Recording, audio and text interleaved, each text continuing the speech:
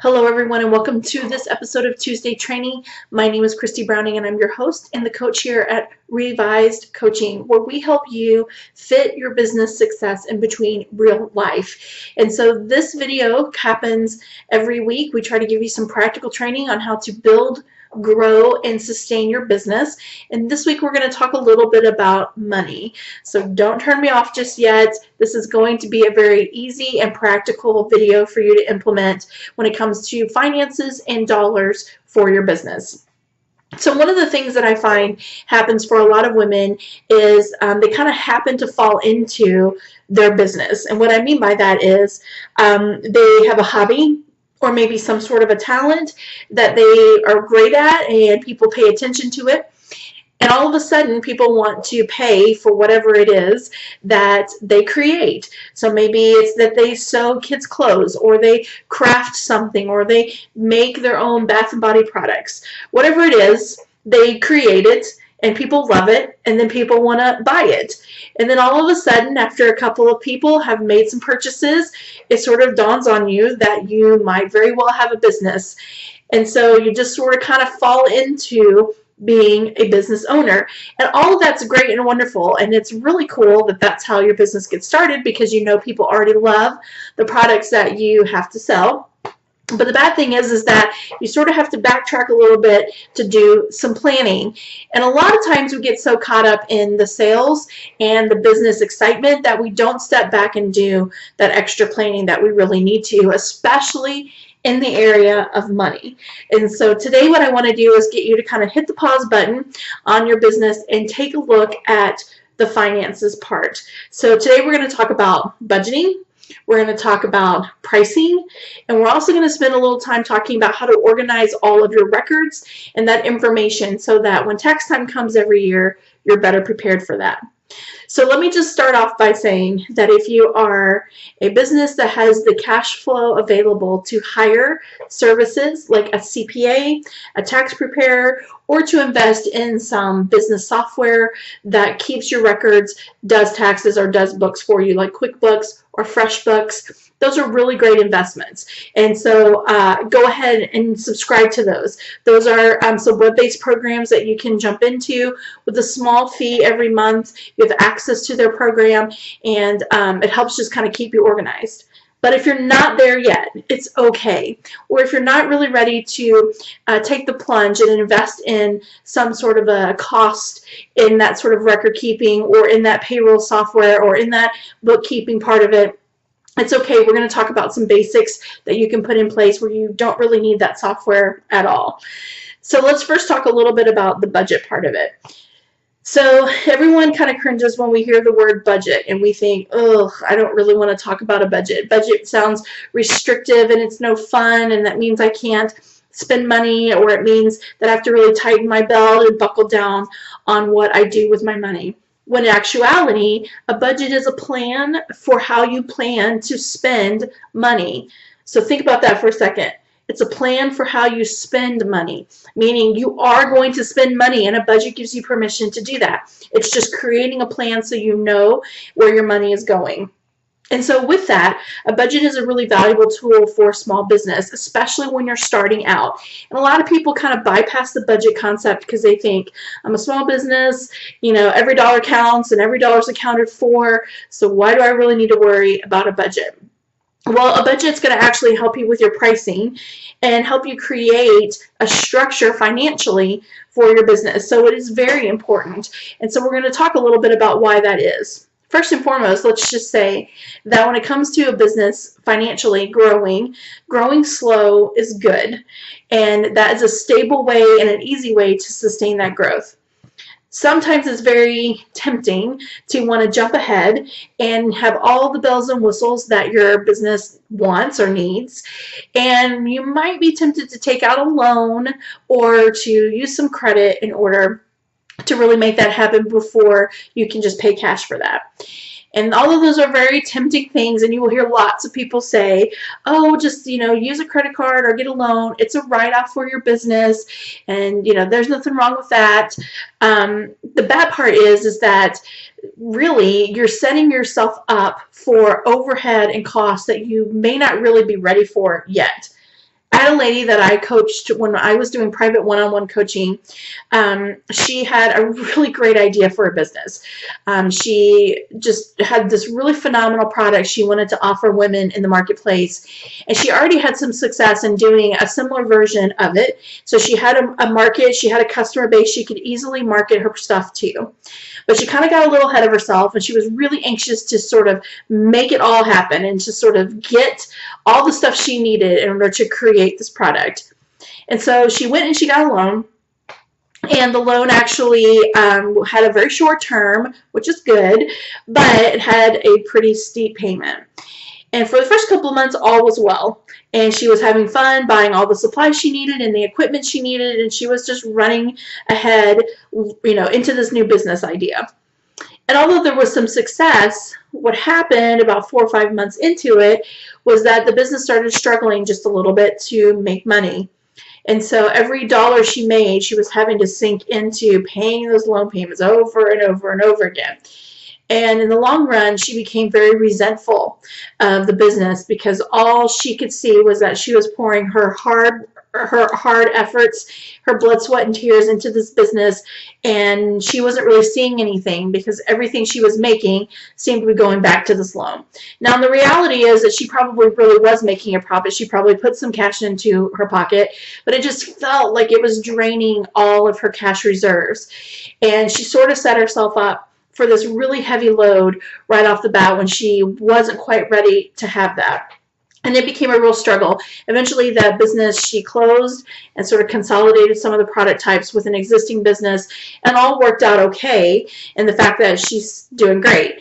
But the long story here and the lesson here is that overall, she could have saved herself some heartache and some frustration and even some hard feelings towards her business and her creativity if she would have avoided the loan aspect. So watch out on the lending part. Be careful with that and try to stay as cash-free or debt-free as you can and lean on cash more than you can on debt. All right? So let's talk a little bit about determining what that looks like. So when it comes to a budget, you should have a budget for your personal finances as well as your business finances. And there's all kinds of great software and apps that are out there to help you create this. For our personal finances, there's a really great app called EveryDollar. EveryDollar, just like it sounds. It can be an app, or you can utilize the desktop version, which is everydollar.com. It's a free app and a free website to go set up. You can create your budget there. It's really geared for personal finances, but with a little bit of tweaking, you can make it work for your business finances. And that's a great place to start. But the reality for your business finances is that you need to determine a couple of key elements for your money. One, we have to learn and know what our hard costs are. And by hard cost, I mean, what are the things that you have to pay that's non-negotiable, the dollar amount is set, and the payment is expected. What are those things for your business? Maybe it's paying for your website hosting every month. Maybe it's paying for your domain name for your website every year. Maybe it's a membership to a web program that helps you build your business. Maybe you're paying a subscription to be a part of Etsy, or you have cost to pay every month out to Etsy. Maybe you have rent to pay. Maybe you have, licensing costs. I mean, all these kinds of things that go into your business. And depending on the type of business you have, the hard costs that you have are going to vary. So you've got to know what those are. And so make a list, and you can download the tutorial sheet on this particular training to give you some idea on that. So jot down all of those hard costs, and if you're not really sure what those are and you can't really bring those to mind, if you've been in business for a little bit, go back and check your business checking account and see the charges that sort of come across your bank account, and let those be a good indicator as to what your costs are going to be. So know what those hard costs are.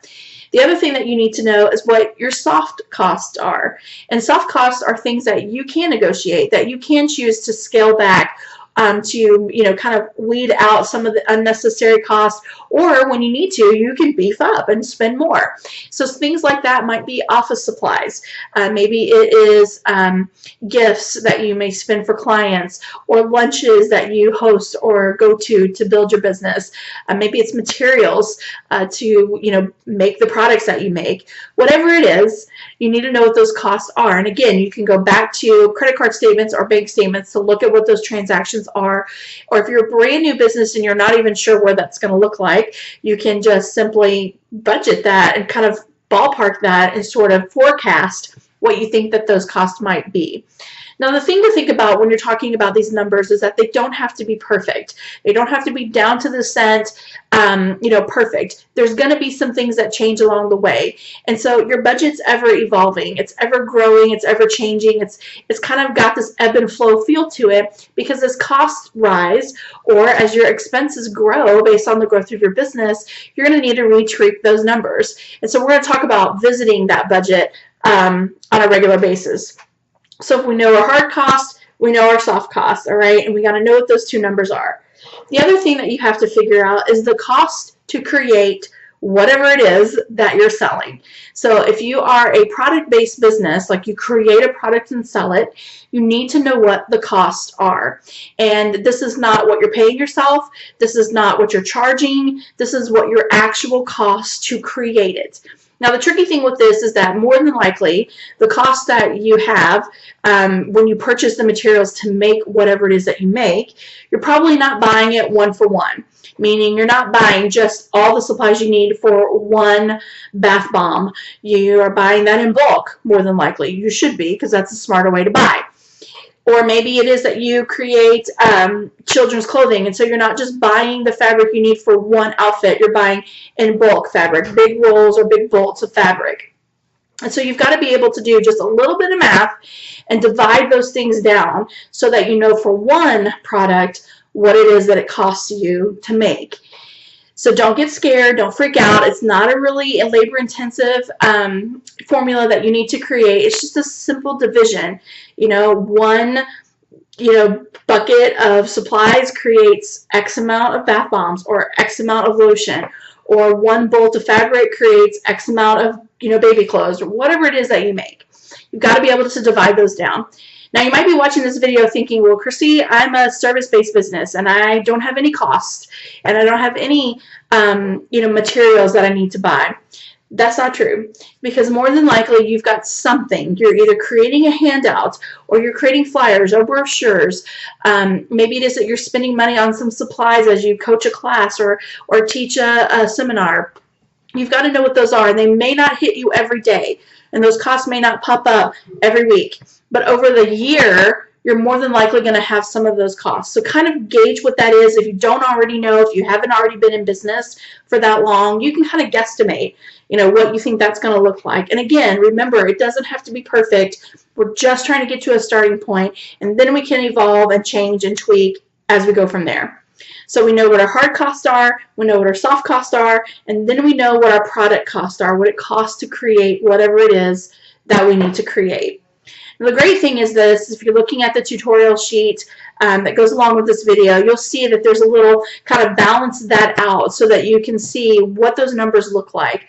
And what's great about knowing those numbers is it lets you know what you need to make. What do you need to be bringing in the door in order to cover those costs? Now, what's really helpful with this is that you can determine by looking at those numbers how much business you need in order to put money back into your pocket, or how much money do you need to cover your costs. The other thing that's really great about running these numbers is that you really truly know what it costs to run your business. So if you decide that you want to take the summer off in order to be with your kids and you don't really want to work, that's your business and you can do that. But then you'll need to budget those costs throughout the rest of the year. If you don't know what those numbers are, you don't know how to plan for that, right? The other thing that those numbers will do is it will help you make some decisions and give you some financial clarity on what you have to work with. And so when an opportunity comes for you to be a part of an advertisement campaign, or maybe go to an event, maybe host a seminar, be in a booth, whatever the cost may be, whatever the opportunity may be, when you can have those hard numbers in front of you, you know if in fact you really do have the money to invest in those opportunities. It's not what you've got in your bank account. It's not what's sitting on your charge card. It's what those numbers show. Your costs and your materials costs minus whatever it is that you think that you're bringing in for that event or for those clients or those customers. So it helps you kind of create some clarity in that, so that you're not just leaping after every opportunity, not thinking about the financial ramifications that might come because of that. I'll give you a great example. I had the opportunity to be in a booth at a really large women's event, and it would have been a lot of my ideal demographic. The women that I would love to reach, the women I would love to connect with, business women, career women, you name it. And there's a very big temptation to want to go be a part of that event because it would be very prominent and there would be lots and lots and lots and lots of women that I would get to meet.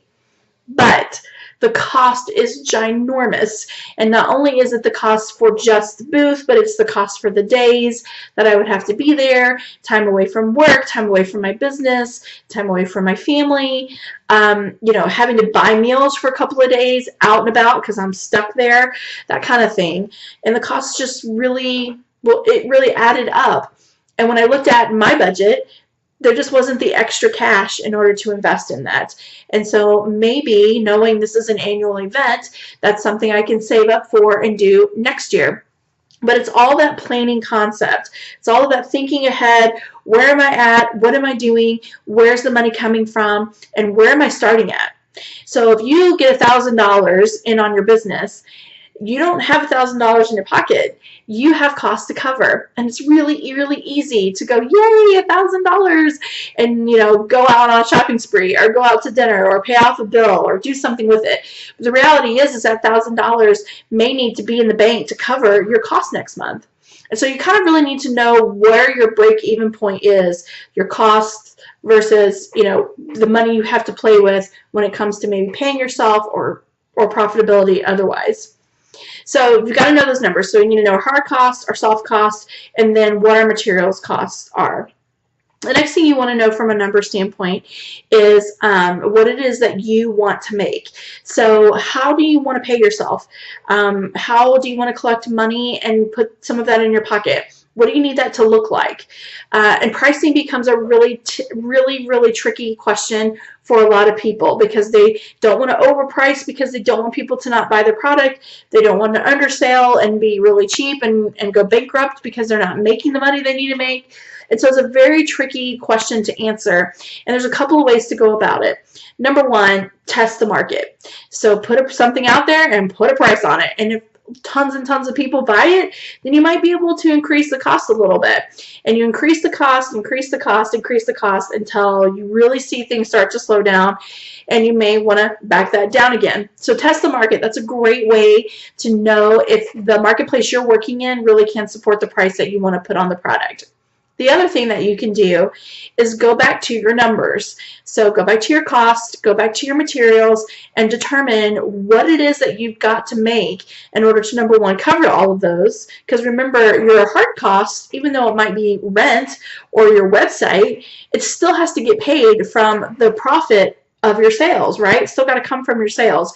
And so even though it doesn't cost you to make a children's dress, the profitability isn't really in the website. So you pay for the materials on a dress, and a website isn't part of making the dress, so you may not factor that cost into that sale, but in essence it is, because it's a cost of doing business. And so you've got to know what those are, and looking at those numbers can help you determine where to price your product. So if you know that it costs $7 or $8 for every dress that you want to make for little girls, then you might decide that you need to sell it at $25 instead of $12, because at $12 you're only putting about $4 in the bank. So you got got to have those numbers handy, and you've got to look at those to know really where's my money going and really how much do I need to make. And the way you do that is by looking at what your overall costs are in all three of those categories over the course of a month. And so, or 6 months or a year if you want to go that far out. I tend to think that a year is a little hard to kind of wrap your head around. And so I sort of do like a quarter if I need to, have a couple of months to work with. And so if I had 3 months, what do I think I can sell quantity-wise? So let's use the little girl dress as an example. Could I sell 500 dresses in a quarter? If I could sell 500 dresses at $20 a piece, this would be the amount of money that I would bring in sales. But my cost, hard cost, soft cost, and materials cost for that amount of dresses and for that amount of time equals this. And so those costs minus the revenue is what your profitability is. Are you okay with that? Does that make sense to you? Does that vibe with what you feel like you're worth? Is there, is there value there in things that you're not really charging for? It's a handmade custom item. So even if the cost of making it's really only $7 or $8, it's really worth a lot more because your expertise and your creativity and your design elements, there's value in that, even though there's no dollar as far as cost attached to that.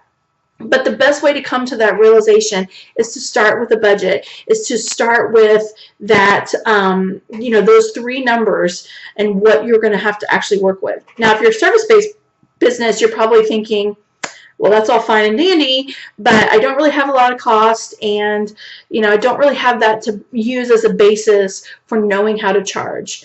Well, for you, the marketplace is a huge, huge component, and the best way to test the dollar amount to know. So when I first started doing coaching, I did several clients for about 6 months. I didn't charge anything at all.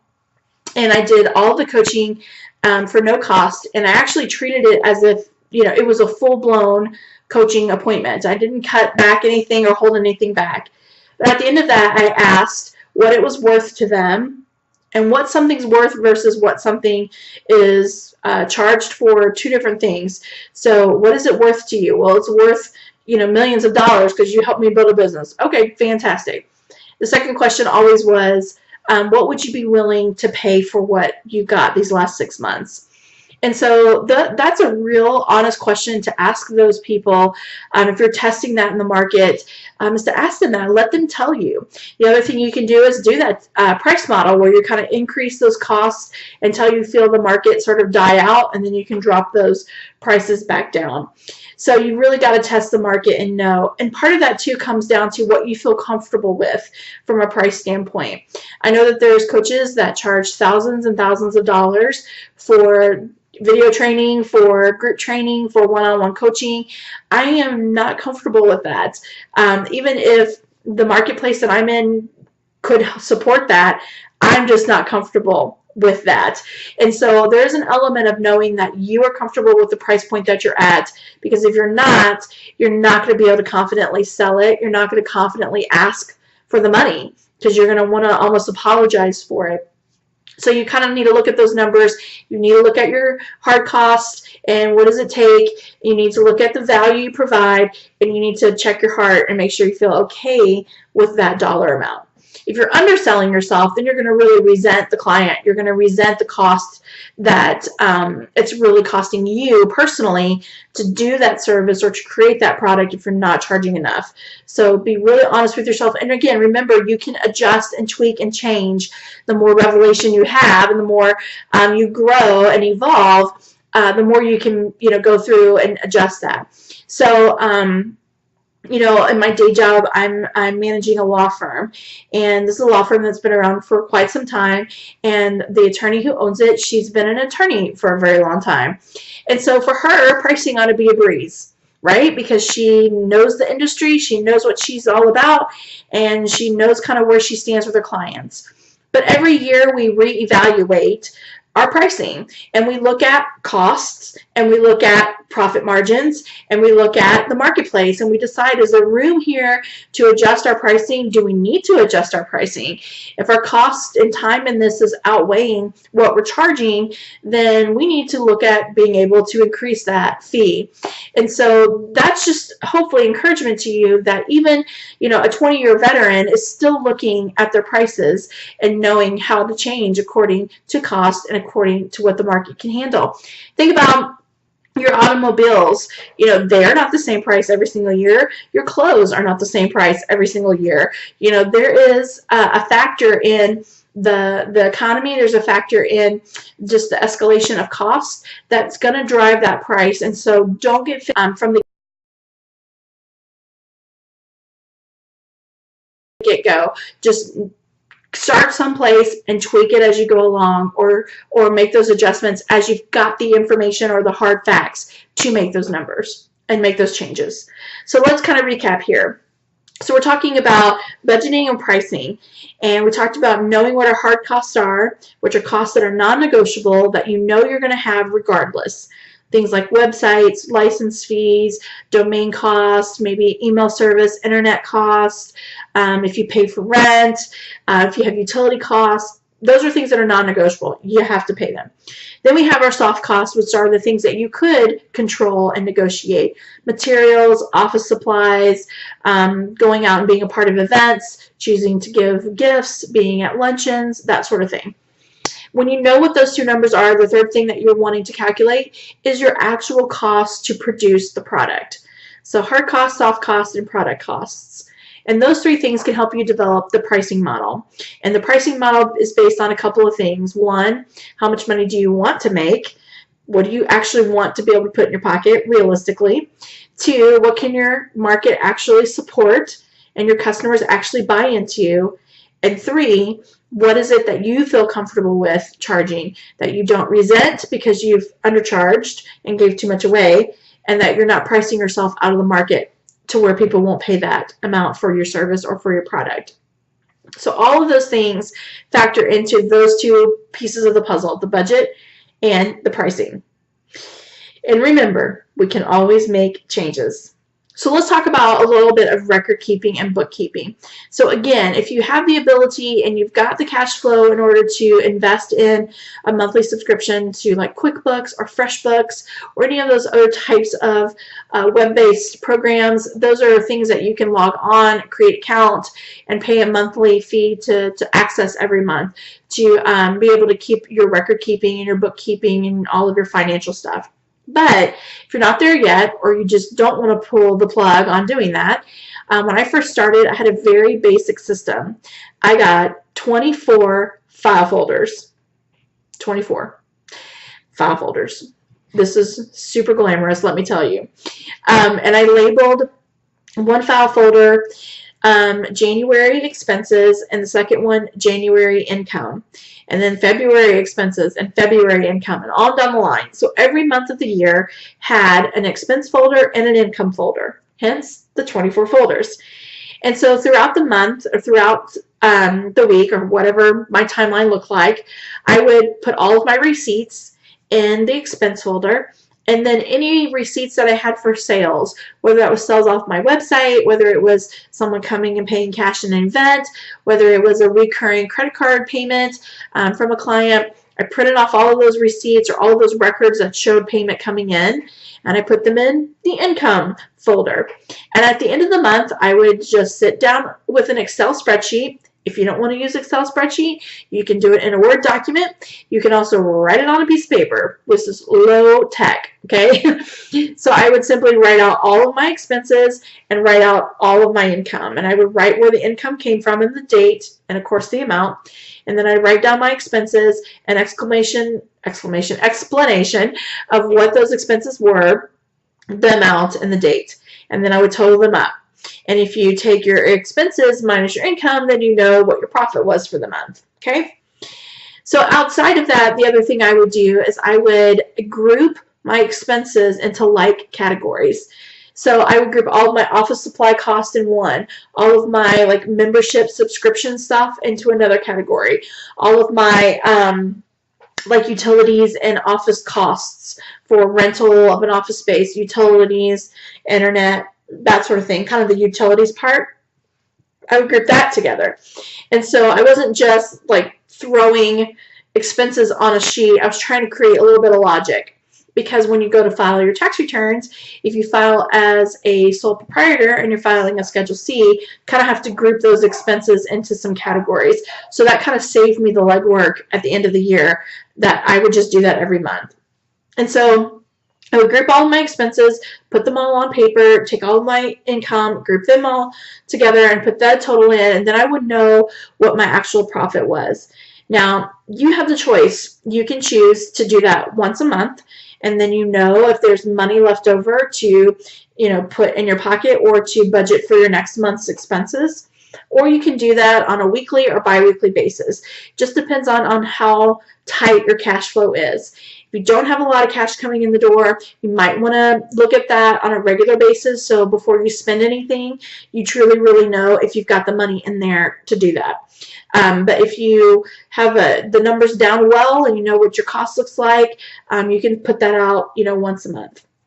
And so you kind of reconcile and put those papers together, and then I put all the receipts and all the income statements with that piece of paper that I typed out, and I staple them together, and then it's ready to go. So when it comes time for taxes, I just pull the information off the spreadsheets, and I've got what I need. And then I've kept the receipts so that if anyone had any question or if I got audited, I could pull those out and support the totals that I turned in. It's a very basic system, and in reality, when you look at QuickBooks, it's the same concept. You're logging transactions, your expenses against your income, and then you're categorizing those so you know kind of where those things fall. And then there's, of course, tons and tons of reporting features that exist in those programs, but the gist of it is that you're accounting for where your money's spent, and you're grouping it so that when you file taxes, you know how much you spent on office supplies or postage or in rental space or whatever your expenses may be. So the point of this training video is to help you start to think like business when it comes to money, and not be overwhelmed that you have to be some really, really smart financial person to get it. You really, really don't. You just got to know a little bit of numbers about your business, and you just need to do a little math, and it's just a little math, okay? And know how to kind of keep those records straight and organized for yourself. The other tip that I'll offer to you is that maybe, just maybe, it's smarter for you to run a fiscal month or fiscal quarter. So if you know anything about business, you know that some businesses run a fiscal year, meaning the year of their financial year, it may not line up with the calendar. So their financial year may not be January to December. It might be June to June, or September to September, whatever the case may be. You can do the same sort of concept monthly or quarterly. So you could run from the 15th of the month to the 15th of the month. And what's kind of cool about that is if you're really tight on cash flow, then you're kind of watching from the 15th of the month to the 15th of the month. And when that 15th of the month comes, you still have a couple of weeks before the calendar end of the month to know where you stand cost-wise. And it just allows for a little more breathing room. You can make it the 20th of the month to the 20th of the month. Depending on where your billing cycle is for the majority of your expenses, that might help you decide exactly where you want to make that 30-day start and stop, or the quarter start and stop. And that's all driven by you. So those are things to really look at, and those are things to take note of and start thinking like a business. So use the tutorial sheet that's with this training, walk through the exercises, do the math. It's not that hard, and I guarantee it'll bring some insight into your business. For more tips on how to budget, for more information on how to better handle your finances, I challenge you to do a little research. There are tons of websites out there, and there's tons of resources online that can help you become better manager of your money, both personally and financially. I personally really, really like Dave Ramsey, and we've done a lot of his principles and a lot of his ideas for business finances and for personal finances in our own home. There's tons of other people. Find someone that you connect with. Find someone whose ideas resonate with you, and don't be afraid to ask questions and get some help and use the resources that are out there. Some of the best teaching is available right online or at your local library in a book. So don't be afraid to check it out and become smart in the area that maybe scares you the most. Let me just say this. When I first started my business several years ago, I didn't really know a lot of this stuff, but I made myself become an expert because, number one, I couldn't afford to pay an expert to do this for me, and I didn't want to be hands off. I didn't want to just trust that someone took care of my money right or my taxes right or my record keeping right. I wanted to understand, not because I didn't want to pay someone to do that, but I didn't want to be dumb. I wanted to be in control, and I wanted to have enough business sense to where I can make smart decisions and be empowered to make the right choices for my business. So whether you're doing it all for yourself today and you'll hire someone tomorrow, either way, it's important for you to know and for you to learn. So don't be afraid to check out those resources and get educated on the area that you might be just a little bit weak in, or maybe you don't know as much in. It's okay. This is a great time to learn. So I hope this helps you out on this Tuesday, and we look forward to sharing with you more next week. If you haven't already, you can follow us on Facebook. If you look here just on the site, we'll have a link for you to join up. And there's more discussion and more videos that happen on our Facebook page. So head on over to our Facebook group and join us there. But for now, have a great rest of your week. And don't be afraid to go after your dreams.